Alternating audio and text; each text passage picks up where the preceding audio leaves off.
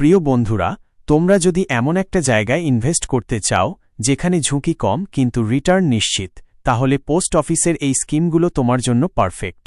অনেকেই জানে না, পোস্ট অফিসে মাসে মাসে ছোট অঙ্কের টাকা ইনভেস্ট করেও ভবিষ্যতের জন্য একটা বড় ফান্ড বানানো যায়।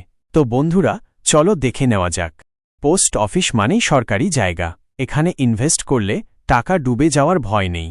যাদের রিস্ক নিতে ভালো লাগে না, বিশেষ করে সিনিয়র সিটিজেন বা মধ্যবিত্ত পরিবার, তাদের জন্য এটা একদম সেরা। সকলেই একসাথে বড় অঙ্কের টাকা দিতে পারে না, কিন্তু মাসে 500 বা 1000 টাকা ইনভেস্ট করাটা সবার পক্ষেই সম্ভব। এতে টাকা জমার অভ্যাস তৈরি হয়, আর ধীরে ধীরে একটা বড় অ্যামাউন্ট দাঁড়িয়ে যায় 5 বা 10 বছরে।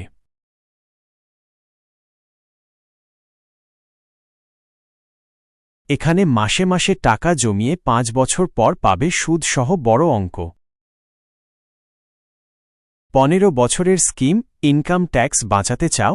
তাহলে এটিই সেরা। বয়স্কদের জন্য খুব ভালো রিটার্নও পাওয়া যায়। ইনভেস্ট করলেই প্রতি মাসে একটা নির্দিষ্ট অ্যামাউন্ট ফেরত পাবে। সবগুলোতেই সুদহার ব্যাংকের থেকে ভালো, আর রিটার্ন নিশ্চিত।